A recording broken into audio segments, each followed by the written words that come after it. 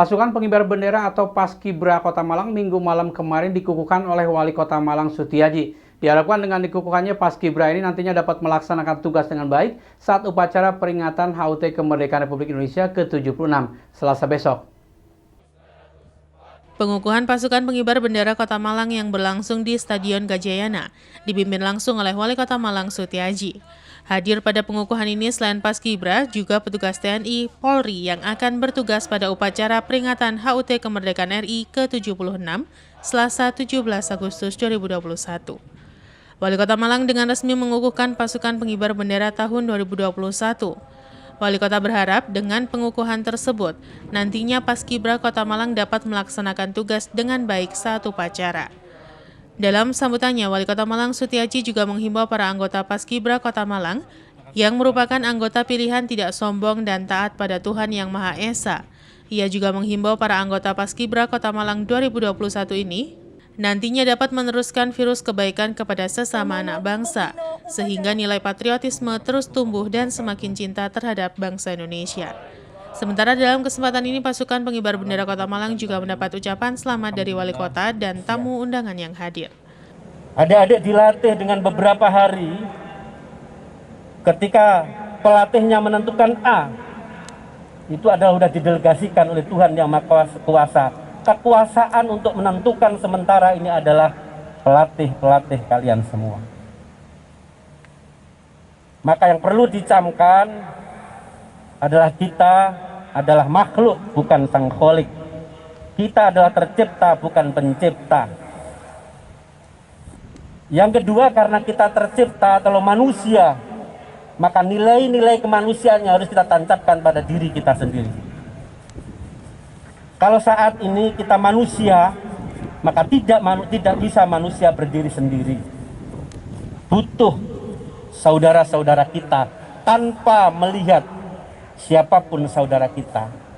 Agamanya apa, sukunya apa. Manusia, Tuhan menciptakan manusia dan manusia diciptakan oleh Tuhan untuk bersama-sama. Simon Alfredo melaporkan. Menyambut Hari Kemerdekaan Republik Indonesia ke-76 yang jatuh pada Selasa 17 Agustus 2021, DPRD bersama pemerintah Kota Malang menggelar rapat paripurna istimewa, mendengarkan pidato Presiden. Dalam pidatonya, Presiden Joko Widodo menekankan adanya kerjasama semua elemen dalam mengatasi pandemi COVID-19. Rapat paripurna mendengarkan pidato Presiden jelang peringatan HUT Kemerdekaan RI ke-76 berlangsung secara virtual, di mana Ketua DPRD bersama wakil dan anggotanya mengikuti rapat dari ruang sidang paripurna DPRD, sedangkan Forpimda Kota Malang mengikuti rapat paripurna mendengarkan pidato Presiden dari ruang NCC Kota Malang. Dalam pidatonya, Presiden RI yang mengenakan pakaian adat suku Baduy menekankan, bahkan di tengah kondisi pandemi seperti ini, diharapkan kerjasama semua elemen masyarakat untuk bersama-sama mengatasi pandemi COVID-19. Sementara usai mendengarkan pidato Presiden, Ketua DPRD Kota Malang I. Maderian Diana Kartika mengatakan, inti dari pidato Presiden yakni saling gotong royong dalam mengatasi pandemi COVID-19. Pemerintah Kota Malang dalam hal ini DPRD dan Pemkot tidak akan berhasil tanpa adanya dukungan dari masyarakat.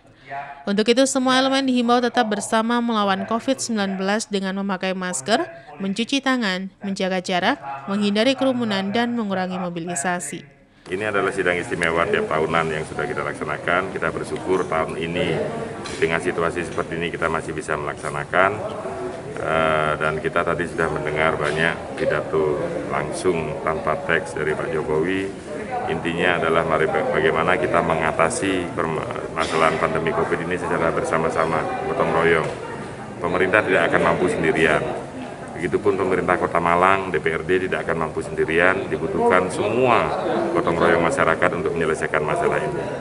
Ya, kami yakin dengan semangat kemerdekaan ini, semangat kebersamaan, bahwa Indonesia akan bangkit dan mampu mengatasi permasalahan. Ya, kita harapkan kita segera terbebas dari pandemi, herd immunity segera tercapai, kemudian vaksinasi gencar dilaksanakan, dan kesadaran masyarakat dengan hidup new normal. Simon Alfredo melaporkan. Prihatin akan kondisi pasien COVID-19 yang meningkat dan tidak mendapatkan tempat isolasi, rumah teduh atau rumah penampungan pasien kanker di Kota Malang dialihfungsikan menjadi rumah isolasi bagi pasien COVID-19 dengan gejala ringan. Saat ini sebanyak 8 pasien COVID-19 yang sedang menjalani isolasi di rumah teduh tanpa dipungut biaya. Rumah teduh awalnya merupakan rumah penampungan bagi pasien kanker yang sedang menjalani perawatan di rumah sakit. Namun belakangan rumah teduh berubah fungsi menjadi rumah isolasi bagi pasien COVID-19 dengan gejala ringan. Saat ini rumah teduh yang berlokasi di Jalan Suropati, Kota Malang ini, dari 50 bed yang disediakan dihuni oleh 8 orang pasien COVID-19 yang sedang menjalani isolasi. Para pasien isolasi ini juga tidak dipungut biaya alias gratis.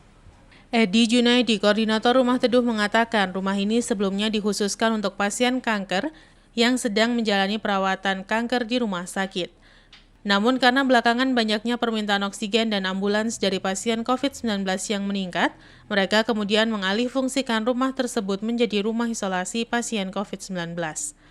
Edi menambahkan bahwa pasien COVID-19 yang menjalani isolasi mandiri di rumah teduh adalah mereka yang tidak mempunyai komorbid atau penyakit penyintas. Pasien yang menjalani isolasi di rumah teduh juga akan menunggu apabila sudah ada bed yang kosong di rumah sakit. Mereka kemudian akan dievakuasi ke rumah sakit atau safe house. Sementara warga atau pasien isolasi di rumah teduh juga tidak dipungut biaya. Bahkan pihak rumah teduh juga menyediakan oksigen dan ruang khusus bagi pasien COVID-19. Rencananya apabila pasien isolasi terus meningkat, rumah teduh akan kembali menambah jumlah bed. Hal ini untuk melayani pasien COVID-19 yang tidak mendapatkan tempat isolasi. Sementara waktu rumah teduh memang dipakai untuk COVID, jadi pada dasarnya basicnya rumah teduh pasien buat kanker.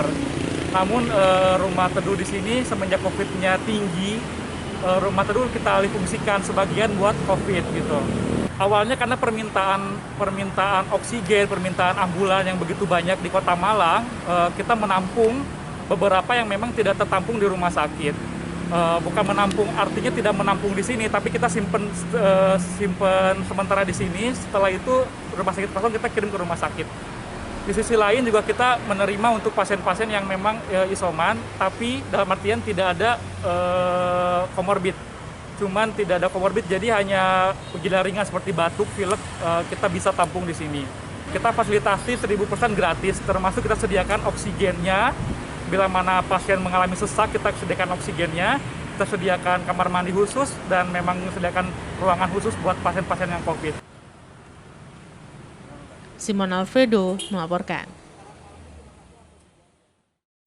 Terima kasih Anda masih bersama kami, Info 7 Malang Raya. Alun-alun Kota Wisata Batu tutup waktu penerapan PPKM. Pedagang yang berada di sekitar alun-alun Kota Batu terdampak dalam sisi ekonomi maupun kunjungan. Semua turut mendukung program pemerintah dalam mengatasi wabah COVID-19 agar segera teratasi.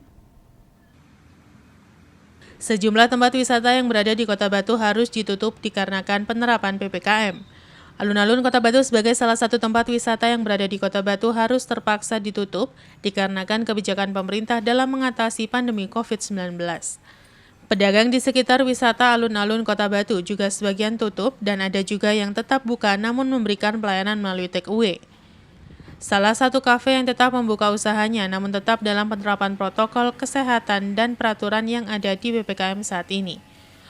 Hal ini dirasakan oleh banyak pedagang yang ada di sekitar wisata alun-alun Kota Batu mengalami banyak penurunan dalam sektor pendapatan dan juga kunjungan untuk pedagang yang tetap buka di era PPKM. Namun semua ini tetap untuk kebaikan bersama demi mengatasi penyebaran pandemi COVID-19 yang masih ada. Kalau dampak dari PPKM ini sendiri ya lumayan kerasa untuk kita karena juga dari akses, dari kapasitas, protokol juga semakin diperketat. Yang pasti dampak tertinggi dari kita penurunan omset yang pasti, dan juga yang paling kita rasakan dan yang paling nggak enak itu apa? Karena kita harus menurunkan gaji karyawan ataupun meng-cut karyawan yang ada. Karena dari pihak kafe sendiri kita nggak pernah tahu juga toh, dalam artian apa yang dibutuhkan dari karyawan juga, apa yang diharapkan dari gaji itu sendiri. Jadi untuk saat ini kita juga masih memberikan penyimbangan, dalam artian jam kerja kita turunin tapi gaji juga kita sesuaikan. Yanto Yancung melaporkan. Diduga akibat kurangnya kesadaran sebagian warga dan pengguna jalan, beberapa titik sungai di kawasan Dau, Kabupaten Malang banyak sampah. Banyak pihak berharap kesadaran masyarakat semakin meningkat sehingga pemandangan seperti ini bisa berkurang. Beginilah yang terlihat di beberapa titik sungai, khususnya di bawah jembatan di jalan desa di kawasan Dau, Kabupaten Malang. Sungai banyak sampah padahal air sungai ini masih dipergunakan masyarakat untuk berbagai kebutuhan. Kurangnya kesadaran sebagian kecil masyarakat dan pengguna jalan sehingga pemandangan seperti ini sering kita jumpai di aliran sungai. Akibatnya sungai akan tercemar dan kualitas air sungai akan menurun. Namun sayang kejadian seperti ini sudah terjadi lama dan berulang serta seakan sudah menjadi hal yang biasa sehingga kebiasaan membuang sampah di aliran air banyak terjadi. Menurut salah seorang warga mengungkapkan keprihatinannya dengan kondisi sungai penuh sampah. Selain mengganggu pemandangan juga bisa menjadi tempat sumber penyakit. Di beberapa titik di bawah jembatan perbatasan Selorjo dan Gading Kulon, sampah berserakan di aliran air dan tidak hanyut. Hal yang sama juga terlihat di bawah jembatan Jalan Raya Gading Kulon, terlihat semakin banyak dan menumpuk di pinggir dan di aliran air. Banyak pihak berharap pada peningkatan pengawasan dan penanganan sampah sungai agar penumpukan sampah tidak lama dan segera ada pembersihan agar tidak mengganggu kawasan dan juga lingkungan. Kalau dari segi ini untuk pencemaran lingkungan saya menyayangkan bagi orang-orang yang kurang bertanggung jawab lah. Menurut saya marilah kita bersama-sama untuk kita jaga kebersihan lingkungan ini. Apalagi di situasi pandemi ini kan kita harus saling bisa menjaga kebersihan lingkungan. Mereka-mereka yang kurang sadar diri, imbasnya kan untuk kita semua, masyarakat luas lah. Dan lagi air itu kebutuhan pokok manusia. Iwan Dikmawan melaporkan. Terima kasih Anda masih bersama kami Info 7 Malang Raya. Berakhirnya masa panen raya dan stok jeruk siap panen semakin berkurang di tingkat petani. Di sentra penghasil jeruk Dau, Kabupaten Malang, harga jeruk mengalami kenaikan. Dan harga ini bisa kembali naik dalam beberapa bulan ke depan. Berakhirnya masa panen raya jeruk di kawasan sentra penghasil jeruk Selorjo dan Gading Kulon, Kabupaten Malang, berdampak pada mulai naiknya kembali harga jual jeruk di tingkat petani untuk semua jenis jeruk. Hal ini tentu saja disambut lega para petani karena harga jual yang semakin meningkat akan bisa mengembalikan modal plus sedikit keuntungan. Harga jeruk saat ini sudah mengalami kenaikan kembali sejak beberapa hari yang lalu dan untuk jenis siam di kisaran 12 ribuan di tingkat petani dan untuk jenis keprok 10 ribuan. Harga ini sudah masuk dalam kategori harga baik walaupun masih belum memasuki harga tertinggi. Pada bulan Agustus sampai bulan November, harga ini bisa kembali naik dan mencapai harga tertinggi karena pasokan jeruk semakin terbatas di tingkat petani. Menurut salah seorang petani setempat menjelaskan, volume dan kualitas hasil panen juga terpengaruh pada kemarau karena di sebagian tempat tanaman kekurangan air berbeda dengan pada musim penghujan. Di kawasan lahan kebun jeruk baik di Selorjo maupun Gading Kulon Dau terlihat setiap hari petani melakukan panen jeruk, walaupun stok di lahan kebun jeruk semakin berkurang dan tidak sebanyak pada saat panen raya berlangsung. Harga jeruk berapa sekarang harga keprok? 12 ribu sejak kapan itu 12? Sekitar 3 dintenan nih. 3 hari yang lalu. Asalnya berapa itu Pak harganya? Asalnya 12. Berarti sudah termasuk bagus 12 Pak ya? Pak kenapa Pak kok naik Pak? Nggih pun rada telat ngoten lho. Oh sudah mulai banyak yang Pak ya? Banyak yang maksudnya sudah di tingkat petani sudah jarang Pak ya berarti ya? Nggih pun telas mulane. Ngatur arang-arang ngoten lho sing Pak pernah jual keprok sampai pas tertinggi berapa biasanya Pak sampai? Saged 15, 16. 15. Itu bulan-bulan apa biasanya Pak? Bulan 11. Iwan Dikmawan melaporkan. Memperingati Hari Pramuka ke-60 yang jatuh setiap 14 Agustus, Kuartir Cabang Gerakan Pramuka Kota Batu melaksanakan serangkaian kegiatan, mulai kerja bakti, bersih-bersih Monumen Pramuka di Coban Talun, ziarah dan tabur bunga di Taman Makam Pahlawan Suropati, serta penyemprotan disinfektan dan penyaluran vaksinasi COVID-19 bagi anggota Pramuka Kota Batu. Meski dalam masa pandemi COVID-19, Kuartir Cabang Gerakan Pramuka Kota Batu bertekad akan terus melakukan pengabdian dan berbagi manfaat kepada sesama. Memperingati Hari Pramuka ke-60, Kuartir Cabang Gerakan Pramuka Kota Batu menggelar serangkaian kegiatan, mulai dari kerja bakti bersih-bersih Monumen Pramuka di Coban Talun, ziarah dan tabur bunga di Taman Makam Pahlawan Suropati Kota Batu, penyemprotan disinfektan hingga penyaluran vaksinasi COVID-19 bagi anggota Pramuka Kota Batu. Ketua Kuarcap Gerakan Pramuka Kota Batu Punjul Santoso yang juga Wakil Wali Kota Batu mengatakan, tujuan rangkaian kegiatan yang dilakukan Pramuka Kota Batu adalah sebagai bentuk penghormatan kepada para pahlawan dan juga anggota Pramuka Kota Batu, serta memberi manfaat bagi sesama.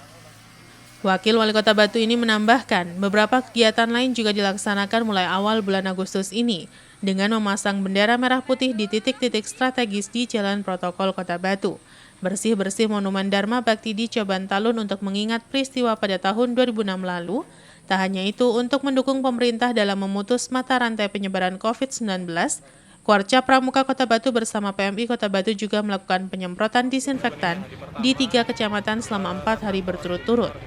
Tujuannya agar bisa memberikan rasa aman dan nyaman bagi masyarakat.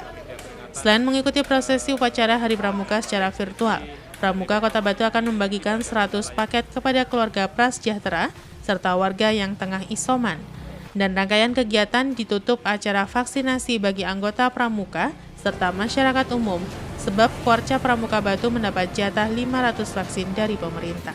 Kami melakukan rangkaian kegiatan peringatan Hari Ulang Tahun Pramuka yang ke-60, di mana dimulai sejak tanggal 31 kemarin, yaitu dengan pemasangan bendera-bendera Pramuka di beberapa titik untuk memberikan pemahaman bahwa bulan Agustus itu adalah bulan Pramuka.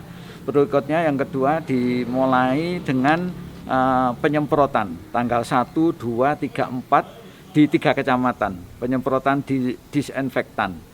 Memang banyak yang tanya, yang lebih penting adalah bagaimana isoman, tapi penyemprotan ini juga perlu karena masyarakat juga perlu. Kalau ada tetangga kanan kiri yang kebetulan isoman, itu minta untuk disemprot. Dan alhamdulillah respon dari 3 kecamatan yang ada ini luar biasa sekali.